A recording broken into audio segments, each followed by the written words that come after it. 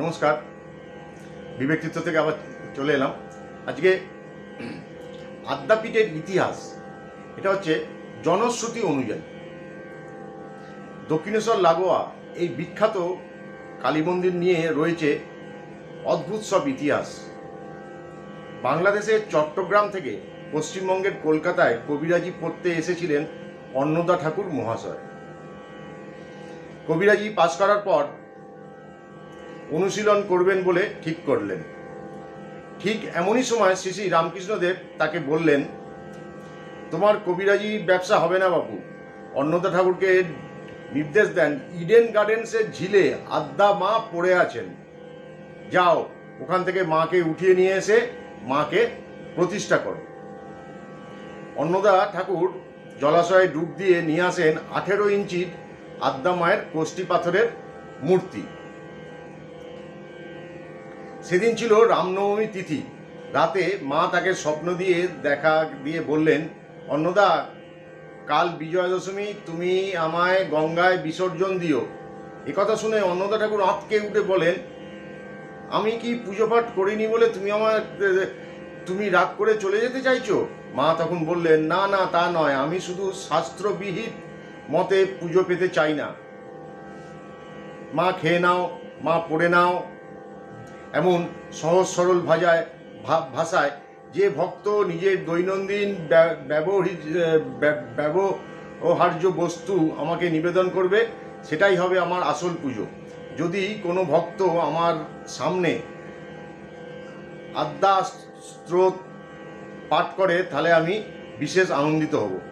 এরপর মা আদ্যা স্তোত্র বলেন আর অন্নদা ঠাকুর তা লিখতে থাকেন। এই স্তোত্রই আদ্যাপীঠে পাঠ হয়, যা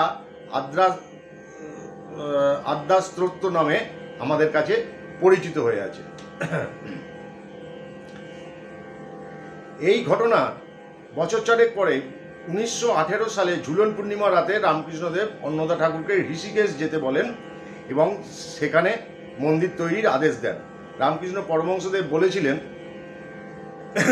সৃষ্টির পর পৃথিবীর বুকে এমন মন্দির সৃষ্টি হতে চলেছে যেখানে ঈশ্বরের প্রকট আবির্ভাব ঘটবে, আর তার মাহাত্ম্য এতটাই হবে যে মন্দির স্পর্শ করলেই ভক্তদের উদ্ধার মিলবে।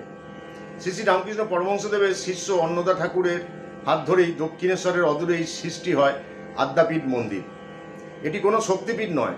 আদ্যা মায়ের বিগ্রহে ফুল চন্দন পড়ে নিয়মিত, ভোগও হয়, তবে অন্য দিনের থেকে একটু আলাদা আয়োজন হয় কালী পুজোর সময়।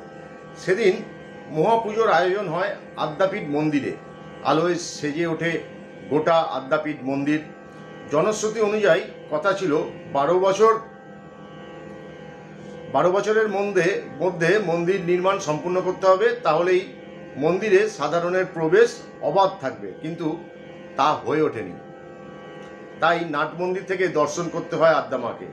শীর্ষে রাধাকৃষ্ণ, তারপর আদ্যা মা এবং দেবীর নিচে রামকৃষ্ণ পরমহংসদেব। এভাবে সাজানো মূল মন্দিরটি। ভোগেও রয়েছে বৈশিষ্ট্য ও বৈচিত্র্য। রাধাকৃষ্ণের জন্য 32.5 সের চালের রান্না হয়, দেবীর জন্য 22.5 সের চালের রান্না হয় এবং রামকৃষ্ণ পরমহংসদেবের জন্য 12.5 সের চালের রান্না হয়। এই ব্যবস্থা প্রতিদিনের জন্য। মূল মন্দিরের নির্মাণেও বৈচিত্র্যের ছোঁয়া আছে। মন্দিরের চূড়ায় সব ধর্মের প্রতীক ব্যবহৃত আছে। হিন্দু ধর্মের ত্রিশূল, বৌদ্ধ ধর্মের পাখা, খ্রিস্ট ধর্মের কুরুশ এবং ইসলাম ধর্মের চাঁদ ও তারা। জনশ্রুতি অনুযায়ী এমন ভাবনা স্বপ্নাদেশ অনুযায়ী প্রচলিত আছে, প্রতিদিন যদি আদ্যা স্তোত্র পাঠ করা হয় তবে জীবনের বিভিন্ন সমস্যা থেকে উত্তরণ পাওয়া সম্ভব হবে। তবে বলা ভালো, আদ্যাপীঠে গেলে মায়ের দর্শন সবসময় কিন্তু পাওয়া যায় না। আপনারা যদি নিজস্ব গাড়ি বা বাইকে যান, অনুরোধ করব গুগল ম্যাপ অন করে আপনারা পৌঁছতে পারেন আদ্যা মায়ের মন্দিরে। আর যারা ট্রেনে আসবেন, হাওড়া থেকে ট্রেন চেপে বালি স্টেশনে নেবে, সেখান থেকে অটো বা টোটো করে পৌঁছতে পারবেন মন্দিরে। আর যারা শিয়ালদা থেকে আসবেন তারা ট্রেন চেপে দক্ষিণেশ্বর স্টেশনে নেবে, অটো বা টোটো ধরে সোজা মায়ের মন্দিরে চলে আসতে পারবেন। ভালো থাকবেন। প্রণাম ঠাকুর, প্রণাম মা, প্রণাম স্বামীজি।